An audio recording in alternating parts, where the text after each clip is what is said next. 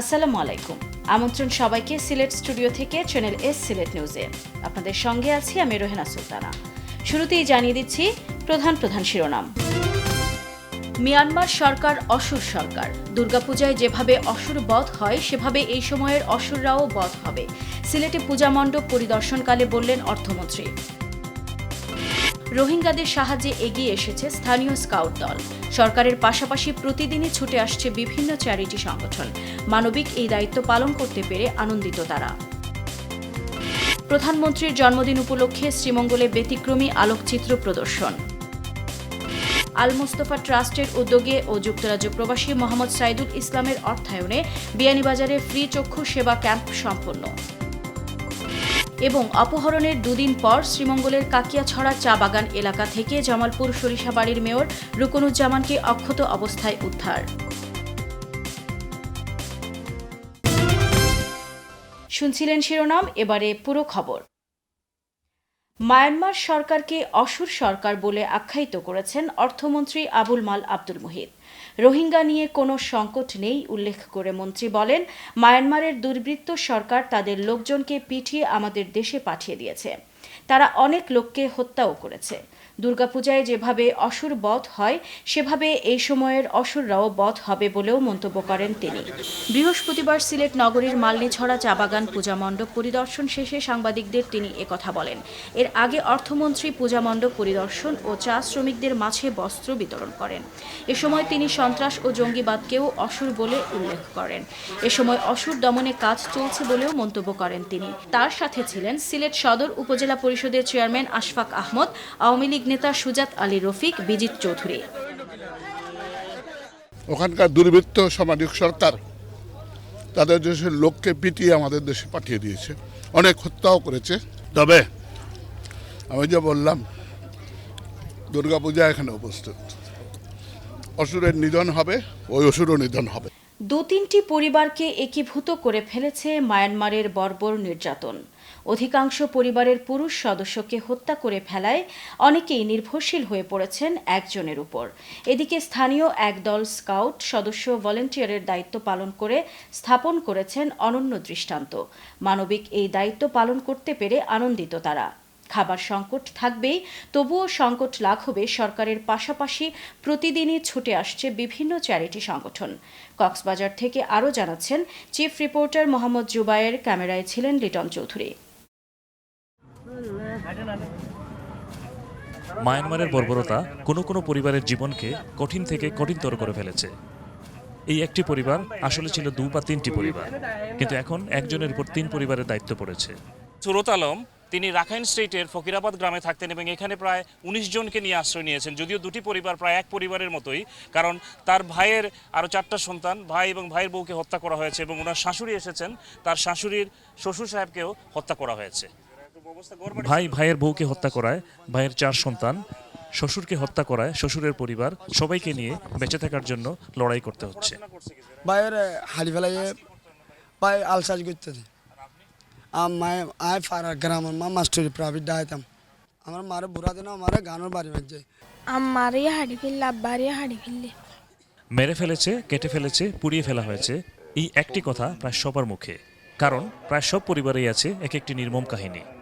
আর তাই তাদের কথা পরিষ্কার না বোঝা গেলেও এই এতটুকু বোঝা যায় সহজেই। তোমার আব্বা প্রতিবন্ধী মানে মাজুর। বড় বড় প্রতিষ্ঠানের পাশাপাশি স্থানীয় কিশোর তরুণ স্কাউটদের ভলেন্টিয়ারিং এক অনন্য দৃষ্টান্ত হয়ে থাকবে। আমরা তাদের থেকে শিখতেছি অনেক, মানে আমরা খুশি যে তাদেরকে আমরা সহযোগিতা করতে পারতেছি। আমরা ওদের পাশে গিয়ে টোকেনগুলো দিয়ে দিচ্ছি, তারপর ওরা টোকেন নিয়ে এসে টোকেন জমা দিচ্ছে আর মালগুলা নিয়ে নিচ্ছে।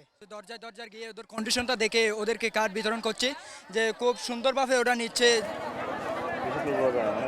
ব্রিটিশ বাংলাদেশিদের দানেও চলছে চ্যারিটি কার্যক্রম। আমরা 10 কেজি চাল সহ আরও অন্যান্য খাবার সহ শিশুদের খাবার মোট আমরা 15 কেজির মতো। এত সবের পরও নানা বাস্তবতায় অনেকে খাবার পাবেন, আবার অনেকে পাবেন না। পরোক্ষভাবে স্বীকার করলেন জেলা প্রশাসনের এই কর্মকর্তা। তারা সরকারি নিয়মে সকল ত্রাণ বন্টনের ব্যবস্থাপনায় রয়েছেন। প্রায় 50,000 মতো এই ক্যাম্পে আছে। তাদেরকে কি একই দিনে একসাথে সমভাবে ত্রাণ বিতরণ করাই সম্ভব? এটা কখনো সম্ভব না। এই জন্য আমরা চাচ্ছি যে ওই প্রত্যেকটা ফ্যামিলি যারা খুব নিডেড তাদেরকে আমরা অগ্রাধিকার দিয়ে, যারা অসুস্থ যারা রোগী তাদেরকে দিয়ে আমরা করতে চাচ্ছি। মোহাম্মদ জুবায়ের, channel S news, Cox's Bazar. Sylhet 2 আসনের সম্ভাব্য এমপি পদপ্রার্থী যুক্তরাজ্য আওয়ামী লীগের যুগ্ম সম্পাদক আনোয়ারুজ্জামান চৌধুরীর সমর্থনে আলোচনা সভা অনুষ্ঠিত হয়েছে। যুক্তরাজ্যের ম্যানচেস্টার আওয়ামী লীগের সহ সভাপতি আব্দুল হান্নানের উদ্যোগে 10ঘর ইউনিয়নের হযরত শাহজালাল উচ্চ বিদ্যালয় প্রাঙ্গণে এই মতবিনিময় সভা অনুষ্ঠিত হয়। আলোচনা সভায় প্রধান অতিথির বক্তব্যে যুক্তরাজ্যের ম্যানচেস্টার আওয়ামী লীগের সহ সভাপতি আব্দুল হান্নান বলেন, বিশ্বনাথ ওসমানীনগর বালাগঞ্জের উন্নয়নে আনোয়ারুজ্জামান চৌধুরীর কোনো বিকল্প নেই। এলাকার প্রবীণ মুরব্বী গৌস আলীর সভাপতিত্বে ও বিদ্যালয়ের সহকারী শিক্ষক আব্দুল হান্নানের পরিচালনায় সভায় বিশেষ অতিথির বক্তব্য রাখেন সিলেট মহানগর যুবলীগ নেতা সাদিকুর রহমান সাদিক, সাংবাদিক ওয়াহিদুর রহমান হীরা, 10ঘর ইউনিয়ন আওয়ামী লীগ নেতা আব্দুল কাদের মেম্বার, বিদ্যালয়ের প্রধান শিক্ষক আব্দুল লতিফ, ইউনিয়ন যুবলীগ নেতা শেবুল আহমদ, উপজেলা ছাত্রলীগের সহ সভাপতি সালমান আহমদ রাব্বানী, সাধারণ সম্পাদক মোবারক হোসেন ও ছাত্রলীগ নেতা সুজাত আহমদ। এদিকে আলোচনা সভা শেষে পশ্চিম নোয়াগাঁওয়ের হাজী কলমদর আলী মার্কেটে সিলেট 2 আসনের সম্ভাব্য এমপি পদপ্রার্থী আনোয়ারুজ্জামান চৌধুরী গ্রুপের কার্যালয়ে ফিতা কেটে উদ্বোধন করেন ম্যানচেস্টার আওয়ামী লীগের সহ সভাপতি আব্দুল হান্নান।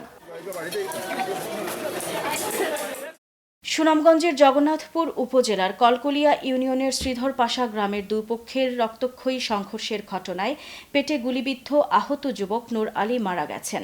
নিহত নূর আলী তার মা বাবার একমাত্র সন্তান। তার পিতা বীর মুক্তিযোদ্ধা মৃত তখলিস আলী। নূর আলীর মৃত্যুর খবরে এলাকায় উত্তেজনা বিরাজ করছে।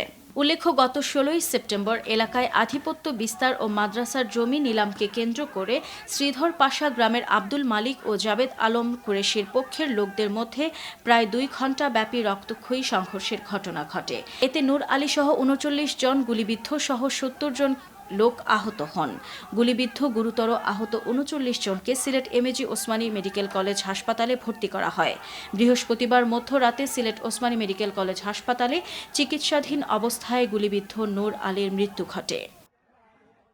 ওসমানীনগর উপজেলার উসমানপুর ইউনিয়নের ইসামতি গ্রামে অবৈধ দখলদারদের বিরুদ্ধে মানববন্ধন করেছে গ্রামবাসী। সোমবার ইসামতি সরকারি প্রাথমিক বিদ্যালয়ের পাশে দয়ামির গহরপুর সড়কে গ্রামের সর্বস্তরের মানুষের উপস্থিতিতে এই মানববন্ধনের আয়োজন করা হয়। মানববন্ধনে উপস্থিত বক্তারা বলেন, ইসামতি সরকারি প্রাথমিক বিদ্যালয়ের পাশে থাকা একটি সরকারি জায়গায় ঘর নির্মাণ করে দখল করার পায়তারা করছে গ্রামের কিছু দুর্বৃত্তরা। অবৈধ দখলে বাধা দিতে গেলে তারা পঞ্চায়েতের মানুষের উপর আক্রমণ চালায়। ভূমি দখল ছাড়াও তারা বিভিন্ন অপকর্মের সাথে জড়িত। তাদের যন্ত্রণায় গ্রামবাসী অতিষ্ঠ হয়ে মানববন্ধনের আয়োজন করেন এবং প্রশাসনের সহযোগিতা কামনা করেন। মানববন্ধন চলাকালে ওসমানীনগর থানা পুলিশ উপস্থিত হয়ে সন্ত্রাসীদের বিরুদ্ধে ব্যবস্থা গ্রহণেরও আশ্বাস প্রদান করেন। এ সময় উপস্থিত ছিলেন ইসামতি সরকারি প্রাথমিক বিদ্যালয় পরিচালনা কমিটির সভাপতি মুহিবুর রহমান দুদু, সমাজসেবী শিক্ষানুরাগী মুক্তার আহমদ বকুল, ইউপি সদস্য মাওলানা মোহাম্মদ হাবিবুর রহমান, হাজী ইসমাইল আলী, মুজাহিদ খান, হাজী আব্দুল জব্বার, সাদ উল্লাহ, আশিক মিয়া, মতসির খান সহ গ্রামের সর্বস্তরের মানুষ। সিলেট নিউজে নিচ্ছি ছোট্ট একটা বিরতি। আমাদের সঙ্গেই থাকুন। ফিরে এসে আরও যা থাকছে।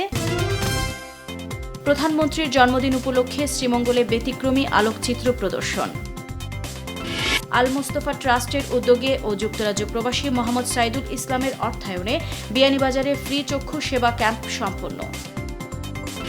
এবং অপহরণের 2 দিন পর শ্রীমঙ্গলের কাকিয়াছড়া চা বাগান এলাকা থেকে জামালপুর সরিষাবাড়ির মেয়র রুকনুজ্জামানকে অক্ষত অবস্থায় উদ্ধার।